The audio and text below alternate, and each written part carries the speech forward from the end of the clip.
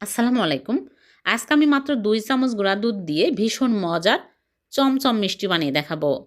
খুবই কম খরচে, কম সময়ে এই ভীষণ মজার মিষ্টি বানিয়ে নেওয়া যায়।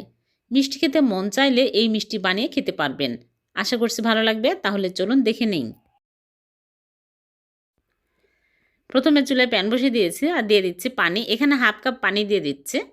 আর এর মধ্যে দিয়ে দিচ্ছি গুঁড়া দুধ। এখানে 2 চামচ গুঁড়া দুধ দিয়ে দিচ্ছি। বড় চামচের 2 চামচ উঁচু করে দিয়ে দিলাম।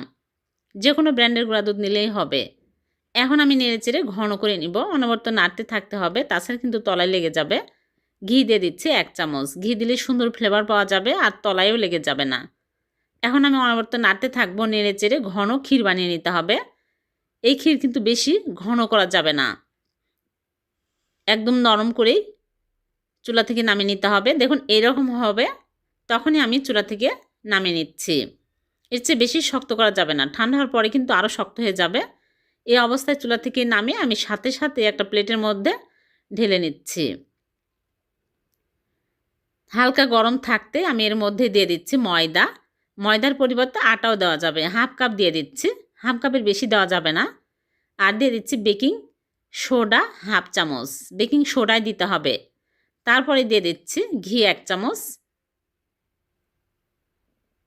এখন আমি ভালো করে মিশিয়ে নিব। তারপরে এই ক্ষীরের সাথে ভালো করে মাখিয়ে নিব। যদি দেখেন যে শক্ত হয়ে যাচ্ছে, তাহলে লিকুইড দুধ 1 টেবিল চামচ দিয়ে মাখিয়ে নিতে হবে।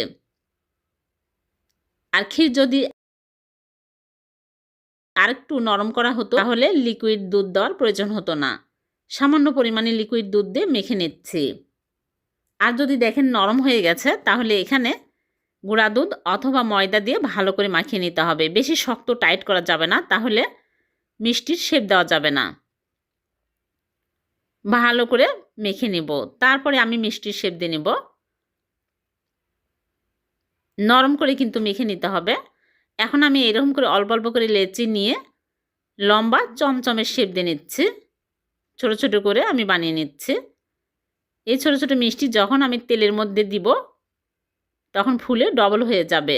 সবগুলো মিষ্টি আমি ভালো করে এইরকম করে বানিয়ে নিয়েছি।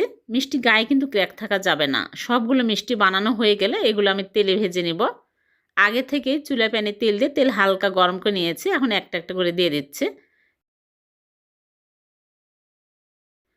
তেল কিন্তু বেশি হাই হিটে গরম করে মিষ্টি ছাড়া যাবে না। এখন আমি অনবরত নাড়তে থাকবো, নেড়েচেড়ে ভেজে নেব।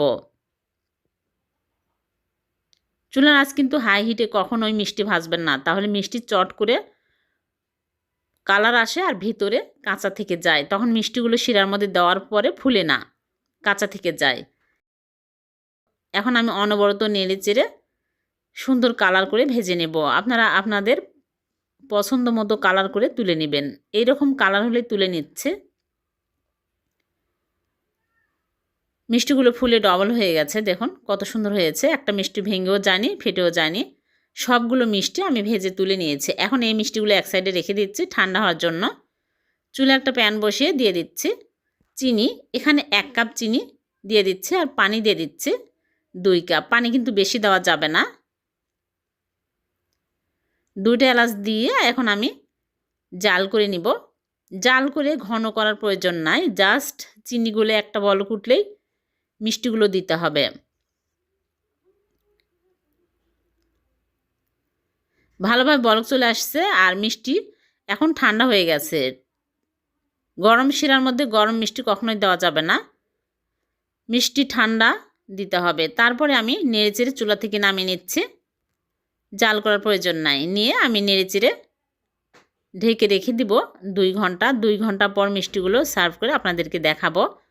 ফিরে আসলাম 2 ঘন্টা পর। দেখুন মিষ্টিগুলো ফুলে রসে একদম টইটুমুর হয়ে গেছে। এখন মিষ্টিগুলো তুলে আপনাদেরকে দেখাচ্ছি কতটা মজার হয়েছে। এভাবে 2 চামচ গুঁড়া দুধ আর ময়দা দিয়ে মিষ্টি বানিয়ে দেখবেন। একদম নরম তুলতুলে হবে আর খেতে দারুণ টেস্টি হবে। এভাবে মিষ্টি বানালে দোকান থেকে আর মিষ্টি কিনতে হবে না।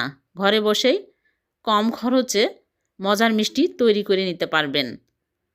সবগুলো মিষ্টি তুলে নিয়েছে আর একটা মিষ্টি আপনাদেরকে দেখাচ্ছি কতটা মজার হয়েছে। আর উপর দিয়ে আমি মাওয়া ছিটিয়ে দিয়েছি। দেখলেন তো কত সহজে হয়ে গেল ভীষণ মজার মিষ্টি। ভিডিওটি ভালো লাগলে লাইক কমেন্ট শেয়ার করতে ভুলবেন না, অন্যকে দেখার সুযোগ করে দিবেন। আর এরকম সহজ নতুন নতুন রেসিপি পেতে আমার চ্যানেলটিকে সাবস্ক্রাইব করে রাখবেন। আবারও দেখা হবে নতুন কোনো রেসিপিতে। আল্লাহ হাফেজ।